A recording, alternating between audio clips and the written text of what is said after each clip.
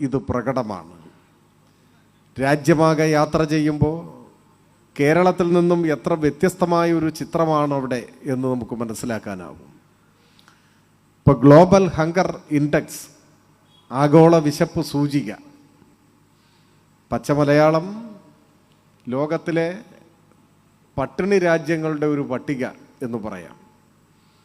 ഐക്യരാഷ്ട്രസഭയുടെ മേൽനോട്ടത്തിൽ തയ്യാറാക്കുന്ന ലോകത്തിലെ ഗൗരവതരമായ പട്ടിണി സംബന്ധിച്ച ആധികാരികമായ രേഖയാണത്.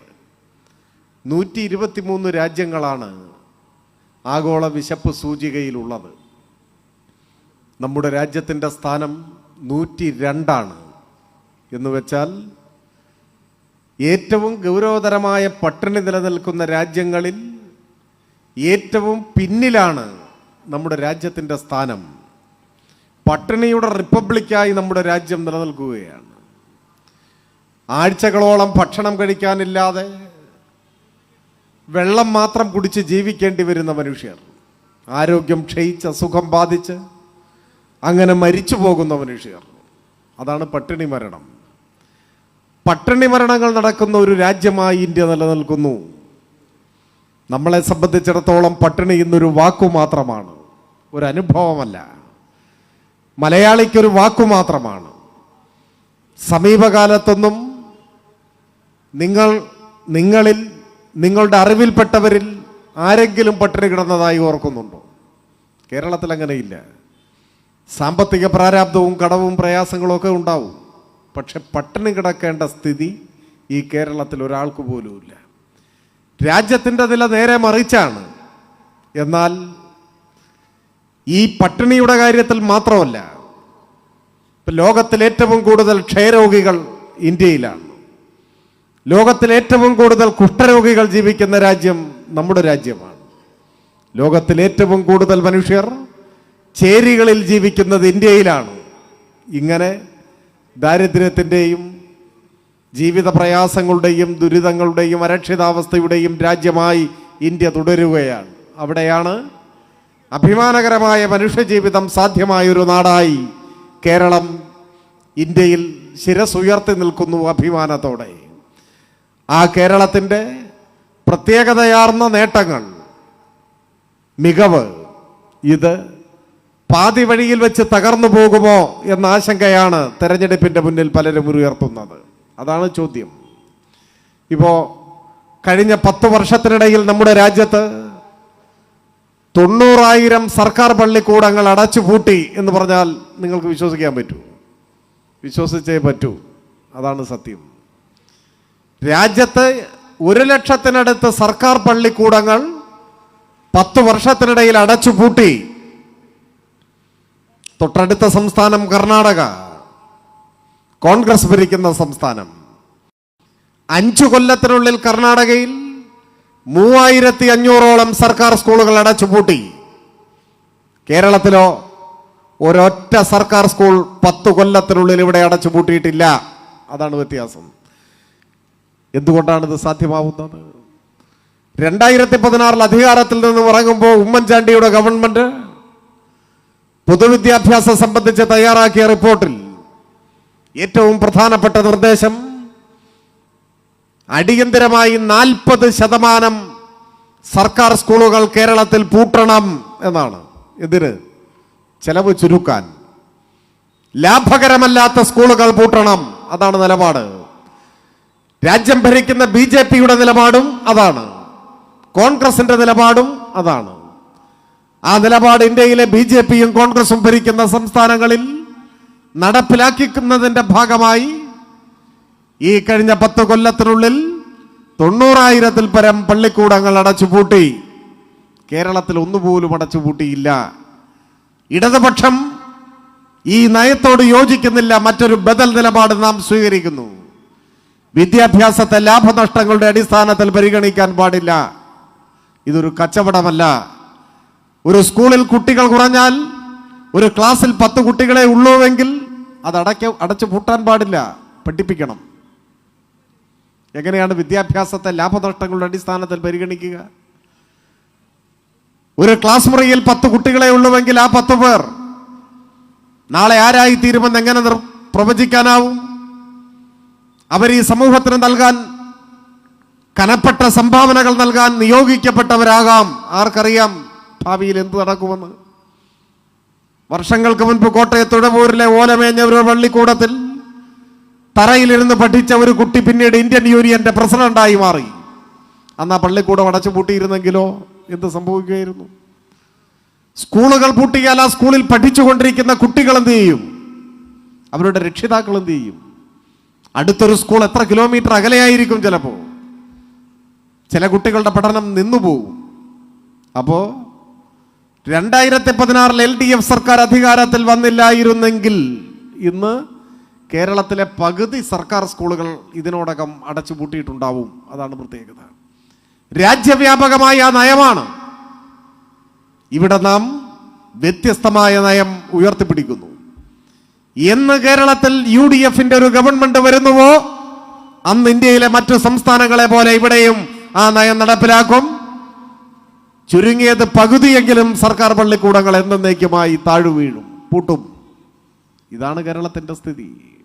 ഇതാണ് ഒരു തെരഞ്ഞെടുപ്പിനെ അഭിമുഖീകരിക്കുമ്പോൾ ചില ആളുകളൊക്കെ ഇപ്പൊ പറയുന്നുണ്ട്, 2 ടേം ഇടതുപക്ഷം ഭരിക്കല്ലേ, ഇനി ഒരു ടേം UDF ഭരിക്കട്ടെ, അത് കഴിഞ്ഞ് വീണ്ടും വേണമെങ്കിൽ LDFന് ഭരിക്കാലോ, തുടർച്ചയായി അധികാരത്തിൽ തുടരുന്നത് നല്ലതല്ല, ഇങ്ങനെയൊക്കെ പല കാര്യങ്ങളും പറയുന്നുണ്ട്. എന്നാൽ അങ്ങനെ വല്ല ഭരണമാറ്റവും സംഭവിച്ചാൽ കേരളത്തിന്റെ തകർച്ച അവിടെ ആരംഭിക്കും. സ്കൂളുകൾ അപ്പോൾ അടച്ചു പൂട്ടാൻ ആരംഭിക്കും. ഇത് സ്കൂളുകളുടെ കാര്യത്തിൽ മാത്രമല്ല, അഭ്യസ്തരായ യുവതി യുവാക്കൾക്ക് സ്വന്തമായ ഒരു ജോലി, ഒരു സർക്കാർ ജോലി ഒരു സ്വപ്നമല്ലേ? ഇപ്പൊ ഇടയ്ക്കൊക്കെ നമ്മളെയൊക്കെ കാണാൻ പല റാങ്ക് ഹോൾഡേഴ്സ് എന്നൊക്കെ പറഞ്ഞിട്ട് ആളുകൾ വരും. അവർ പറയും, സഖാവേ PSCയുടെ ഇന്ന ലിസ്റ്റിൽ ഞാനുണ്ട്, ഒരു 100 പേർ കൂടി നിയമനം കിട്ടിയാൽ എനിക്കും കിട്ടും, അതുകൊണ്ട് നിയമനം ത്വരിതപ്പെടുത്തണം എന്നാണ് പറയുക. നമ്മുടെ പ്രിയങ്കരനായ സ്ഥാനാർത്ഥി സഖാവ് MK സക്കീർ നിങ്ങളുടെ എല്ലാം സ്നേഹാദരങ്ങൾ ഏറ്റുവാങ്ങി ഈ വേദിയിലേക്ക് വന്നുകൊണ്ടിരിക്കുകയാണ്. നമുക്കെല്ലാം നിറഞ്ഞ മനസ്സോടെ ആവേശപൂർവ്വം സ്ഥാനാർത്ഥിയെ വരവേൽക്കാം. നിങ്ങളുടെ എല്ലാം പേരിൽ സ്ഥാനാർത്ഥി സഖാവ് സക്കീറിനെ സ്നേഹപൂർവ്വം ഈ വേദിയിലേക്ക് ഞാൻ സ്വാഗതം ചെയ്യുന്നു.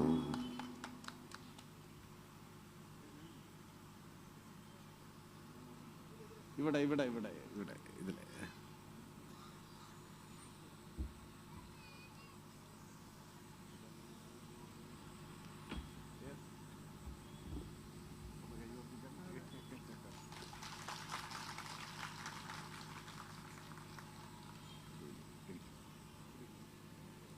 പറഞ്ഞു വന്നത് PSC വഴിയുള്ള നിയമനങ്ങളെ കുറിച്ചാണ്.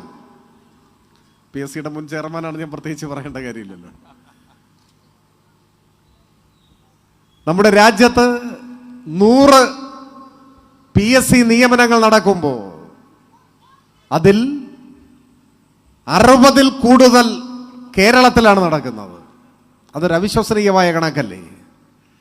സത്യത്തിൽ അങ്ങനെ സംഭവിക്കുന്നത് എന്തുകൊണ്ടാണ്? കേരളത്തിന്റെ 4 ഇരട്ടി വലിപ്പമുള്ള സംസ്ഥാനങ്ങളില്ലേ? ഇന്ത്യ ഒരു വലിയ രാജ്യമല്ലേ? പക്ഷേ PSC നിയമനങ്ങൾ 100 എണ്ണം നടക്കുമ്പോൾ 60ഉം കേരളത്തിൽ. ജനസംഖ്യാനുപാതികമായി ചിന്തിച്ചാൽ ഇന്ത്യൻ ജനസംഖ്യയുടെ 3% കേരളത്തിലെ ജനസംഖ്യ. അപ്പൊ 100 PSC നിയമനങ്ങൾ നടക്കുമ്പോൾ 3 പേർക്ക് ഇവിടെ ജോലി കിട്ടാൻ വകുപ്പില്ല, ഒരു 2 ആൾക്ക് കിട്ടിയാൽ കിട്ടി. അതാണ് ജനസംഖ്യാനുപാതികം. പക്ഷേ 100 പേർക്ക് നിയമനം കിട്ടുമ്പോൾ 60+ ഇവിടെയാണ്. ഇതെങ്ങനെ സംഭവിക്കുന്നു? ഇന്ത്യയിലെ മറ്റൊരു സംസ്ഥാനത്തും വ്യവസ്ഥാപിതമായ പബ്ലിക് സർവീസ് കമ്മീഷൻ മുഖാന്തരമുള്ള നിയമനങ്ങൾ നടക്കുന്നില്ല. പോലീസ് പോലെ, ഫയർഫോഴ്സ് പോലെ ചില അത്യാവശ്യ സേവന മേഖലകളിൽ വിരലിലെണ്ണാവുന്ന നിയമനങ്ങൾ നടക്കുന്നുണ്ടാവാം. ബാക്കിയെല്ലാം കരാർ നിയമനങ്ങളാണ്. എന്ത് കരാർ നിയമനം? തൊഴിലുറപ്പ് പദ്ധതിയിൽ ജോലിക്ക് പോകുന്നത് പോലെ ദിവസക്കൂലി, തുച്ഛമായ വേതനം, പെൻഷനില്ല, ആനുകൂല്യങ്ങളില്ല. ആ അടിമവേലയുടെ ആധുനിക പേരാണ് കരാർ ജോലി. അതാണ്, മറ്റു ജോലിയൊന്നുമില്ല ഇന്ത്യയിൽ ഒരു സംസ്ഥാനത്തും. പബ്ലിക് സർവീസ് കമ്മീഷൻ മുഖാന്തരമുള്ള സർക്കാർ നിയമനങ്ങൾ ഏറെക്കുറെ ഇന്ത്യയിലെമ്പാടും മരവിച്ചു കഴിഞ്ഞു, നടക്കുന്നില്ല. ഇവിടെ നമ്മൾ ലിസ്റ്റിലുള്ള മുഴുവൻ പേർക്കും ജോലി വേണമെന്ന് പറഞ്ഞിട്ടാണ് ചില കുട്ടികൾ സമരം ചെയ്യുന്നത്. പറഞ്ഞു വന്നത്, എന്നെങ്കിലും ഒരിക്കൽ കേരളത്തിൽ UDFന്റെ ഗവൺമെന്റ് അധികാരത്തിൽ വന്നാൽ അന്ന് അവസാനിച്ചു കേരളത്തിലെ PSC നിയമനം. ഓർത്തു വെച്ചോളണം. ഭരണം മാറിയാൽ തരക്കേടില്ല എന്നൊക്കെ ചിന്തിക്കുന്ന ചിലരുണ്ടല്ലോ. ഭരണം മാറിയാൽ അന്ന് അവസാനിച്ചു കേരളത്തിന്റെ വികസന കുതിപ്പ്. ഈ കേരളത്തിന്റെ തകർച്ച അവിടെ ആരംഭിക്കും. സ്കൂളുകൾ പൂട്ടാൻ തുടങ്ങും, നിയമനങ്ങൾ അവസാനിക്കും, പെൻഷൻ നിലച്ചു പോകും, പാഠപുസ്തകങ്ങൾ മുടങ്ങും. കേരളത്തിന്റെ തകർച്ചയുടെ തുടക്കം അവിടെയായിരിക്കും. ഈ രാജ്യത്തിന്റെ പൊതുസ്ഥിതി അതാണ്. ഞാൻ വളരെ ദീർഘമായി സംസാരിക്കണമെന്ന് ആഗ്രഹിക്കുന്നില്ല. ഇന്ത്യ കൂട്ടായ്മയുടെ അനിഷേധ്യനായ നേതാവ് തേജസ്വി യാദവ് നമ്മുടെ ഈ യോഗത്തിൽ പങ്കെടുക്കാനായി ഇവിടെ വരുന്നുണ്ട് എന്നാണ് നമ്മുടെ സംഘാടകർ അറിയിച്ചിട്ടുള്ളത്. അതിൻ്റെ ഒരു പ്രധാനപ്പെട്ട കൗതുകം, ബീഹാറിലെ ഇന്ത്യ കൂട്ടായ്മയുടെ നേതാവാണ് അദ്ദേഹം. അദ്ദേഹത്തിന്റെ രാഷ്ട്രീയ പാരമ്പര്യവും മറ്റു കാര്യങ്ങളും ഞാനിവിടെ വിശദീകരിക്കേണ്ട കാര്യമില്ല. ഇന്ത്യ കൂട്ടായ്മയുടെ നേതാവായ തേജസ്വി യാദവ് കേരളത്തിൽ വരുന്നത് ഇടതുപക്ഷത്തിന്റെ സ്ഥാനാർത്ഥികളെ വിജയിപ്പിക്കണം എന്ന് അഭ്യർത്ഥിക്കുന്നതിന് വേണ്ടിയാണ്, അല്ലാതെ കോൺഗ്രസിന് വേണ്ടിയല്ല. എന്ന് വെച്ചാൽ ഇന്ത്യ കൂട്ടായ്മയിലൂടെ മതനിരപേക്ഷതയുടെ കൊടിക്കൂറ ഉയർത്തിപ്പിടിച്ച് സംഘപരിവാർ ജനവിരുദ്ധ നയങ്ങൾക്കെതിരായ പോരാട്ടത്തിന് നേതൃത്വം കൊടുക്കുന്നത് കേരളത്തിൽ കോൺഗ്രസ് അല്ല, ഇടതുപക്ഷമാണ് എന്ന തിരിച്ചറിവ് ദേശീയ തലത്തിൽ ഇന്ത്യ കൂട്ടായ്മയുടെ എല്ലാ നേതാക്കൾക്കും ഉണ്ട്. കേരളത്തിലെ കോൺഗ്രസ് എന്ന് പറഞ്ഞാൽ ദേശീയാടിസ്ഥാനത്തിലുള്ള ഇന്ത്യ കൂട്ടായ്മയിലെ ഒരു കക്ഷിയായിട്ടല്ല പ്രവർത്തിക്കുന്നത്. പിന്നെയോ സംഘപരിവാര കുടുംബത്തിലെ ഒരു സംഘപ്രസ്ഥാനത്തെ പോലെയാണ് കേരളത്തിലെ കോൺഗ്രസ് പ്രവർത്തിക്കുന്നത്. അവർ കേരളത്തിൽ ഇന്ത്യ കൂട്ടായ്മയ്ക്കെതിരാണ്. അതാണ് വസ്തുത. അതുകൊണ്ടാണ് കേരളത്തിൽ വരുമ്പോൾ ഇന്ത്യ കൂട്ടായ്മയുടെ പ്രഖ്യാപിത നിലപാടിനെതിരെ കോൺഗ്രസിന്റെ നേതാവ് രാഹുൽ ഗാന്ധിക്ക് പോലും പ്രസംഗിക്കേണ്ടി വരുന്നത്. കേരളത്തിലെത്തുമ്പോൾ അദ്ദേഹം ഇന്ത്യ കൂട്ടായ്മയുടെ നയങ്ങൾക്ക് നിലപാടുകൾക്കെതിരായാണ് പ്രസംഗിക്കുന്നത്. അത് കേരളത്തിലെ കോൺഗ്രസിന്റെ രാഷ്ട്രീയ പാപ്പരത്വത്തിന്റെ ഭാഗമായി വന്നുവിട്ട ഒരു ദുര്യോഗമാണ്. ഞാൻ കൂടുതൽ അത്തരം കാര്യങ്ങളിലേക്ക് പോകുന്നില്ല. ഞാൻ പറഞ്ഞു വന്നത്, കേരളത്തിന്റെ പ്രത്യേകതകൾ, നാം ആർജിച്ച പുരോഗതി, അതെല്ലാം ഉലച്ചിൽ തട്ടാതെ തുടരണമെങ്കിൽ ഇടതുപക്ഷം വീണ്ടും ഈ നാട്ടിൽ അധികാരത്തിലെത്തണം എന്ന് സൂചിപ്പിക്കാനാണ്. 10 വർഷം കൊണ്ട് കേരളത്തിലുണ്ടായ നേട്ടം വാക്കുകൾ കൊണ്ട് പറഞ്ഞറിയിക്കാവുന്നതിനും എത്രയോ അപ്പുറമാണ്. ഇപ്പൊ ഒറ്റ കാര്യം മാത്രം പറയാം. 2025 കേരളം സന്ദർശിക്കാനായി നമ്മുടെ നാട്ടിലേക്ക് ഒഴുകിയെത്തിയ സഞ്ചാരികളുടെ എണ്ണം ഏതാണ്ട് 2.5 കോടിയാണ്. 2.5 കോടി മനുഷ്യർ കേരളത്തിന് പുറത്തുനിന്ന് കേരളം കാണാൻ വന്നു. എല്ലാവരും വിനോദസഞ്ചാരികളായി മൂന്നാറും കോവളവും കുമരകവും കാണാൻ വന്നതല്ല. കുറെ പേർ വന്നത് കേരളത്തെക്കുറിച്ച് പഠിക്കാനാണ്, അറിയാൻ, പഠിക്കാൻ, പകർത്താൻ. എന്തുകൊണ്ട് പട്ടിണി റിപ്പബ്ലിക് എന്നറിയപ്പെടുന്ന ഇന്ത്യയിൽ ഒരു സംസ്ഥാനം മാത്രം ലോകോത്തര നിലവാരത്തിലേക്ക് വളരുന്നു? എന്താണ് അതിൻ്റെ രഹസ്യം? അത് പറയാനാണ്. ഇപ്പോ ഏത് ജീവിത സൂചികകൾ എടുത്താലും സ്കാൻഡിനേവിയൻ രാജ്യങ്ങളോടും അമേരിക്കയോടും ഒക്കെയാണ് നമ്മൾ മത്സരിക്കുന്നത്. മാതൃമരണ നിരക്ക്, ശിശുമരണ നിരക്ക്, പ്രതീക്ഷിതായുസ്, പ്രാഥമിക വിദ്യാഭ്യാസത്തിന്റെ വ്യാപനം, ആരോഗ്യ പരിപാലനം, പൊതുവിതരണം, ഏത് മേഖലകൾ എടുത്താലും നമ്മൾ ലോകോത്തര നിലവാരത്തിൽ എത്തി നിൽക്കുകയാണ്. ഇതെങ്ങനെ സാധ്യമായി എന്നാണ് ലോകം വിസ്മയിക്കുന്നത്. ആ വിസ്മയകരമായ വളർച്ചയ്ക്കും മുന്നേറ്റത്തിനും നേതൃത്വം കൊടുക്കാൻ ഇടതുപക്ഷ ജനാധിപത്യ മുന്നണിക്കായി എന്നതാണ് 10 വർഷത്തെ കേരളത്തിന്റെ ഭരണം ലോകത്തോട് വിളിച്ചു പറയുന്നത്. സാധാരണ ഇടതുപക്ഷത്തിനെതിരായി ഉയരുന്നൊരു വിമർശനം, ചില കേന്ദ്രങ്ങൾ ഉയർത്തുന്ന വിമർശനം, LDF അധികാരത്തിൽ വരുമ്പോൾ ക്ഷേമ പെൻഷനും മറ്റുമൊക്കെ നന്നായിട്ട് കൊടുക്കും, എന്നാൽ വൻകിട വികസന പദ്ധതികളിൽ അത്രയ്ക്ക് താല്പര്യം കാണിക്കില്ല എന്നതാണ്. ഒരടിസ്ഥാനവും ഇല്ലാത്ത വിമർശനമാണ്, യാതൊരു അടിസ്ഥാനവും ഇല്ല. എങ്കിലും ആവർത്തിച്ച് പ്രചരിപ്പിച്ചതുകൊണ്ട് ചിലരുടെ എല്ലാം മനസ്സിൽ ഒരു പൊതുബോധമായി അത് നിന്നിരുന്നു. പക്ഷേ ഇപ്പോഴോ അത്തരം പ്രചാരവേലയെയും കേരളത്തിലെ സാമാന്യ ജനം തള്ളിക്കളയുന്നു. കാരണം സ്വാനുഭവങ്ങളുടെ അടിസ്ഥാനത്തിൽ കഴിഞ്ഞ 10 വർഷം കേരളത്തിലുണ്ടായ മാറ്റം വൻകിട വികസന പദ്ധതികളും സാധാരണ ജനങ്ങളുടെ ജീവിതത്തിൽ ആശ്വാസമേകിയ ജനക്ഷേമ പദ്ധതികളും രണ്ടും സമന്വയിപ്പിച്ചു എന്ന് ജനം തിരിച്ചറിയുന്നുണ്ട്. എത്ര വൻകിട പദ്ധതികൾ, കേരളത്തിന്റെ മുഖഛായ മാറ്റിയ ബൃഹത് പദ്ധതികൾ.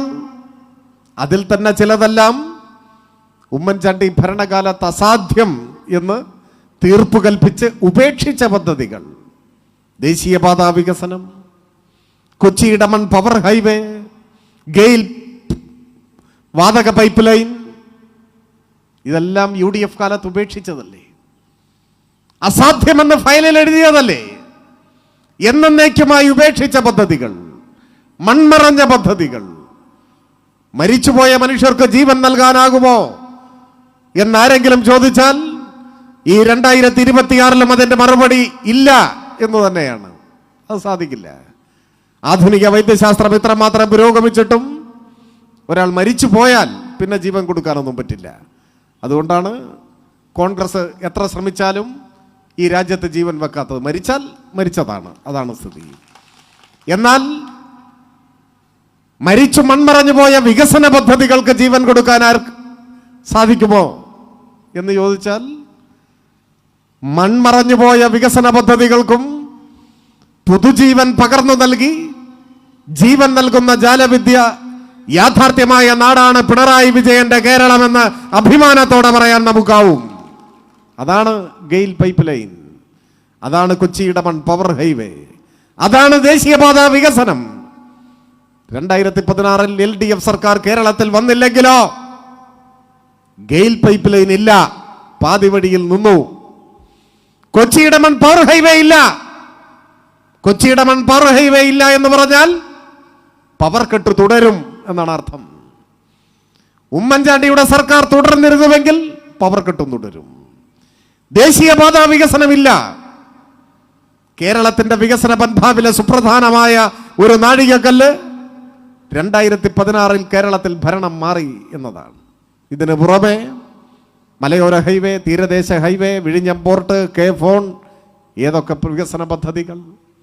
ഇന്ത്യയിലെ ആദ്യത്തെ വാട്ടർ മെട്രോ കൊച്ചിയിൽ, ഇന്ത്യയിലെ ആദ്യത്തെ ഡിജിറ്റൽ യൂണിവേഴ്സിറ്റി തിരുവനന്തപുരത്ത്, കേരളത്തിലെ ആദ്യത്തെ ഓപ്പൺ യൂണിവേഴ്സിറ്റി കൊല്ലത്ത്, കേരളത്തിലെ ആദ്യത്തെ അഡ്വാൻസ്ഡ് വൈറോളജി ഇൻസ്റ്റിറ്റ്യൂട്ട് തിരുവനന്തപുരത്ത്. നേട്ടങ്ങളുടെ പാതയിൽ കാലത്തിന്റെ കൈകൾക്ക് മായ്ക്കാനാവാത്ത വികസന മുദ്രകൾ തീർത്തുകൊണ്ടാണ് നാം മുൻപോട്ട് പോകുന്നത്. അതോടൊപ്പം ഏറ്റവും സാധാരണക്കാരായ മനുഷ്യരെ ഹൃദയത്തോട് ചേർത്ത് പിടിക്കാൻ ഇടതുപക്ഷത്തിനായി 5 ലക്ഷം കുടുംബങ്ങൾക്ക് വീട് എന്ന സ്വപ്നം സഫലമായി. ഒരു കുടുംബത്തിൽ 4 പേരുണ്ടെങ്കിൽ 20 ലക്ഷം മനുഷ്യർ. ചെറിയ കാര്യമാണോ? 5 ലക്ഷം കുടുംബങ്ങൾക്ക് പട്ടയം. അതിനു പുറമെ നമ്മുടെ സ്കൂളുകൾ, ആശുപത്രികൾ, റോഡ്. ചെറിയ മാറ്റമാണോ കേരളത്തിൽ ഉണ്ടായത്? 62 ലക്ഷം മനുഷ്യർക്ക് മാസം 2000 രൂപ പെൻഷൻ ഇന്ത്യയിൽ, കേരളത്തിൽ മാത്രം. ഇപ്പൊ ഇവര് വന്നാൽ കൊടുക്കുന്നല്ലേ പറയുന്നത്. തെലങ്കാനയിൽ വന്നല്ലോ, പെൻഷൻ പ്രഖ്യാപിച്ചു, കൊടുത്തു തുടങ്ങി. ഇപ്പൊ കിട്ടിയിട്ട് എത്ര നാളായി? തെലങ്കാനയിലെ കുടിശ്ശിക നിങ്ങൾ വായിച്ചില്ലേ വാർത്ത? 25 മാസമാണ് പെൻഷൻ കുടിശ്ശിക. കേരളത്തിൽ 18 മാസം ഉണ്ടായതുള്ളൂ ഉമ്മൻചാണ്ടി കാലത്ത്. ഇപ്പോൾ 25 മാസമാണെന്ന് വെച്ചാൽ 2 വർഷവും 1 മാസവുമായി തെലങ്കാനയിൽ പെൻഷൻ ഇല്ല. അല്ലെങ്കിൽ ഇവിടുത്തെ 2000 രൂപ പെൻഷനൊന്നും അവിടെ ഇല്ല, അവിടെ നിസ്സാരം. പക്ഷേ അത് കൊടുത്തിട്ട് എത്രയായി? എന്ന് കേരളത്തിൽ UDF അധികാരത്തിലെത്തുന്നുവോ അന്ന് അവസാനിക്കും പെൻഷൻ, അന്ന് അവസാനിക്കും. അപ്പൊ ചോദ്യം ഇതാണ്, പെൻഷൻ മുടങ്ങണോ? സ്കൂൾ പൂട്ടണോ? PSC നിയമനം മരവിപ്പിക്കണോ? പവർ കട്ട് തിരികെ വരണോ? കേരളം നശിക്കണോ? അതാണ് ചോദ്യം. നശിക്കണം എന്ന് ആരെങ്കിലും പറയൂ? ഞാൻ കൂടുതൽ ദീർഘിപ്പിക്കുന്നില്ല. ഈ മഹാനേട്ടങ്ങളോടൊപ്പം ലൈഫ് ഭവന പദ്ധതി, ദേശീയപാത വികസനം, പട്ടയം നൽകിയ പരിപാടി, സ്കൂളുകൾ ഹൈടെക് ആയത്, ക്ലാസ് മുറികൾ സ്മാർട്ടായത്, പാഠപുസ്തകം സ്കൂൾ തുറക്കുന്നതിന് മുൻപ് കിട്ടിയത്, വീട്ടമ്മമാരുടെ പെൻഷൻ ചരിത്രത്തിൽ ആദ്യമായി കേരളത്തിൽ തുടങ്ങിയത്, യുവജനങ്ങളുടെ സ്റ്റൈപ്പൻഡ് പദ്ധതി രാജ്യത്താദ്യമായി ആരംഭിച്ചത്, ക്ഷേമ പെൻഷൻ വർദ്ധിപ്പിച്ചത്, ഇങ്ങനെയുള്ള എണ്ണിപ്പറയാവുന്ന മഹാനേട്ടങ്ങളെക്കാൾ മുൻപ് നമ്മൾ ഓർത്തിരിക്കേണ്ട മറ്റൊരു സുപ്രധാനമായ നേട്ടമുണ്ട്. ഒരുപക്ഷെ അതാണ് ആദ്യം ഓർക്കേണ്ടത്. എന്താണത്? 10 വർഷത്തെ LDF സർക്കാരിൻ്റെ ഏറ്റവും വലിയ നേട്ടമെന്ന് പറഞ്ഞാൽ സമാധാനമായി കേരളത്തിൽ ജീവിക്കാം എന്നതാണ്. ഇതൊരു ചെറിയ കാര്യമല്ല. ഇന്ത്യയിൽ മറ്റെവിടെയും ഇങ്ങനെയില്ല. ഓരോ സംസ്ഥാനത്തു നിന്നും പുറത്തു വരുന്ന വാർത്തകൾ എത്രമാത്രം വേദനാജനകമാണ്. എത്ര നിരപരാധികളാണ് കൊല്ലപ്പെടുന്നത്. സാധാരണക്കാരായ മനുഷ്യർ മതത്തിൻ്റെ പേരിൽ, വിശ്വാസത്തിൻ്റെ പേരിൽ, ജാതിയുടെ പേരിൽ അരുംകൊല ചെയ്യപ്പെടുന്ന വാർത്തകൾ. ഇപ്പൊ പലരുടെയും മനസ്സിൽ മണിപ്പൂരൊക്കെ ആയിരിക്കും. ആയിരങ്ങൾ കൊല്ലപ്പെട്ടു. അതുമാത്രമല്ല, വിദ്വേഷത്തിന്റെ വിത്ത് വിതച്ച മനുഷ്യരെ മതത്തിന്റെ പേരിൽ തമ്മിലകറ്റി വർഗീയ സംഘർഷങ്ങൾ ഉണ്ടാക്കി സ്വാർത്ഥ ലാഭം കൊയ്യുന്ന കൊടിയ വർഗീയവാദികളുടെ വിഹാരരംഗമായി ഇന്ത്യ മാറിയില്ലേ? ഉത്തരേന്ത്യയിൽ മാത്രമല്ല, ദക്ഷിണേന്ത്യയിലേക്ക് വരികയാണ്. ഇദ്രിസ് പാഷ കൊല്ലപ്പെട്ടത് കർണാടകയിലാണ്. നമ്മുടെ സഹോദരൻ മലയാളിയായ അഷറഫ് അതിർത്തിക്കപ്പുറത്ത് മംഗലാപുരത്ത് വെച്ചാണ് ക്രൂരമായി അടിച്ചു കൊന്നുകളഞ്ഞത്. അതിർത്തി വരെ എത്തി, കേരളത്തിലേക്ക് വന്നിട്ടില്ല. കേരളത്തിൽ കഴിഞ്ഞ 10 കൊല്ലമായി ഒരൊറ്റ വർഗീയ കലാപം ഉണ്ടായില്ല. വർഗീയ കലാപങ്ങളിൽ ഒരാൾ പോലും കൊല്ലപ്പെട്ടില്ല. ഒരു മനുഷ്യന്റെ ഒരു തുള്ളി രക്തം പോലും പൊടിഞ്ഞില്ല. അതെന്താ? കേരളത്തിലെ വർഗീയവാദികളെല്ലാം വിസ എടുത്ത് അമേരിക്കയിലേക്ക് വണ്ടി കയറിയോ? ഇല്ല, നമ്മുടെ നാട്ടിൽ തന്നെ ഉണ്ട്. പക്ഷേ മാളത്തിലാണ്, പുറത്തിറങ്ങാൻ പറ്റില്ല. 10 കൊല്ലമായി മാളത്തിൽ ഇങ്ങനെ ഇരിക്കുകയാണ് വർഗീയവാദികൾ. അതെന്താ പുറത്തിറങ്ങാത്തത്? പുറത്തിറങ്ങിയാൽ, വർഗീയ കലാപത്തിന് കോപ്പ് കൂട്ടിയാൽ, ഏത് കൊലക്കൊമ്പനായാലും കയ്യിൽ വിലങ്ങണിയിച്ച് പുറങ്കിലടയ്ക്കും. അതിന് കെൽപ്പുള്ള ഒരു സർക്കാർ ഈ കേരളത്തിലുണ്ട് എന്ന് നന്നായി അറിയാവുന്നത് കൊണ്ട് എല്ലാ വർഗീയവാദികളും മാളത്തിൽ ഒളിച്ചിരിക്കുകയാണ്. UDF-ന്റെ കാലത്തോ, എണ്ണം പറഞ്ഞ കോൺഗ്രസിന്റെ നേതാക്കൾ ഉമ്മൻചാണ്ടിയും AK ആന്റണിയും കരുണാകരനും കേരളത്തിലെ മുഖ്യമന്ത്രി കസേരയിൽ ഇരുന്ന കാലത്തോ എത്ര വർഗീയ കലാപങ്ങൾ, എത്ര നിരപരാധികൾ കൊല്ലപ്പെട്ടു. നമ്മുടെ നാട് മറക്കാൻ ആഗ്രഹിക്കുന്ന എത്രയെത്ര സംഭവങ്ങൾ. മാറാട് ഓർമ്മയില്ലേ? തൈക്കൽ. ഞാൻ ഓരോന്നോരോന്നായി പറയുന്നില്ല, നാട് മറക്കാൻ ആഗ്രഹിക്കുന്നതാണ്. അത് വീണ്ടും വിശദീകരിച്ച് നിങ്ങളുടെ മനസ്സ് അസ്വസ്ഥമാക്കണമെന്ന് ആഗ്രഹിക്കുന്നില്ല. പക്ഷേ മനുഷ്യൻ തെരുവിൽ ഈയാമ്പാറ്റകളെ പോലെ കൊല്ലപ്പെട്ട, നാട് മറക്കാൻ ആഗ്രഹിക്കുന്ന ചോര പുരണ്ട ഒരു കാലം ഈ നാട്ടിൽ ഉണ്ടായിരുന്നു എന്ന് മറക്കാൻ പാടില്ല. അത് ഓർത്തു വെക്കേണ്ടതാണ്. എത്ര മനുഷ്യർ കൊല്ലപ്പെട്ടു. അന്നൊരിക്കലാണ് പാലക്കാട് നഗരത്തിൽ 10 വയസ്സ് മാത്രമുള്ള ഒരു പിഞ്ചു പെൺകുട്ടി സിറാജുന്നീസ വെടിവെച്ച് കൊന്നു കേരളത്തിലെ പോലീസ്. 5ാം ക്ലാസ്സിൽ പഠിക്കുന്ന ഒരു കൊച്ചു പെൺകുട്ടി മുറ്റത്ത് കളിച്ചുകൊണ്ടിരിക്കുമ്പോഴാണ് കേരള പോലീസ് വെടിവെച്ച് കൊന്നു. എന്തിന്? വർഗീയ സംഘർഷങ്ങൾ ഉണ്ടായാൽ, പോലീസ് വെടിവെപ്പുണ്ടായാൽ കൊല്ലപ്പെടുന്നത് മുതിർന്ന ആളോ കുഞ്ഞോ സ്ത്രീയോ അതൊന്നും നോട്ടമുണ്ടാവില്ല. ആ വെടിവെപ്പിനെ കുറിച്ച് തന്നെ ഒരുപാട് ദുരൂഹതകളും വിവാദങ്ങളും ഉണ്ടായി. ഞാൻ അത്തരം കാര്യങ്ങളിലേക്ക് ഇപ്പോൾ പോകുന്നില്ല. പറഞ്ഞു വന്നത്, നാടിന്റെ സമാധാനം തകർന്ന ആരും എപ്പോഴും കൊല്ലപ്പെടാമെന്ന സ്ഥിതി. വീടുകളും കടകമ്പോളങ്ങളും അഗ്നിക്കിരയായൊരു കാലം. അഭയാർത്ഥി ക്യാമ്പുകൾ തുറക്കേണ്ടി വന്നൊരു കാലം. എല്ലാറ്റിനും നിസ്സഹായ സാക്ഷിയായി നിന്നു കേരളത്തിലെ സർക്കാർ. കോഴിക്കോട്ട് ഇന്ത്യ കണ്ട ഏറ്റവും വലിയ വർഗീയവാദികളിൽ ഒരാളായ പ്രവീൺ തൊഗാഡിയ വന്ന് പ്രസംഗിച്ചു. വർഗീയ വിഷം വമിക്കുന്ന പ്രസംഗം. സ്വാഭാവികമായി പോലീസ് കേസെടുത്തു. RSSന്റെ ആജ്ഞ വന്നു, ഇപ്പൊ പിൻവലിക്കണം കേസ്. കോൺഗ്രസിന്റെ സർക്കാർ പിൻവലിച്ചു കൊടുത്തില്ലേ? തിരുവനന്തപുരത്ത് NG കോളേജിൽ RSSന്റെ ക്രിമിനൽ സംഘം അഴിഞ്ഞാടിയപ്പോ തടയാൻ ശ്രമിച്ചൊരു പോലീസ് ഓഫീസർ RSSുകാർ ബോംബെറിഞ്ഞ് കൊല്ലാൻ നോക്കി. ബോംബ് പൊട്ടി പോലീസ് ഓഫീസറുടെ കാല് ചിതറി തെറിച്ചു. സ്വാഭാവികമായി വധശ്രമത്തിന് കേസെടുത്തു. RSS കാര്യാലയത്തിൽ നിന്നും അന്ത്യശാസനം വന്നു, ഇപ്പൊ പിൻവലിക്കണം കേസ്. അടുത്ത മണിക്കൂറിൽ പോരാ, ഇപ്പോ മുട്ടുപറച്ച് മൂത്രമൊഴിച്ച് കേസ് പിൻവലിച്ചു കൊടുത്തു ഉമ്മൻചാണ്ടിയുടെ സർക്കാർ. RSSന്റെ ആജ്ഞയ്ക്ക് മുൻപിൽ വിനീത വിധേയരായ ഭൃത്യരെ പോലെ ദാസ്യ മനോഭാവം പ്രകടിപ്പിച്ചു ആ സർക്കാർ. എന്തുകൊണ്ട്? വർഗീയവാദികളുടെ പിന്തുണയിലാണ് ആ സർക്കാർ നിന്നത്. അവരുടെ വോട്ട് വാങ്ങി വന്നതാണ്.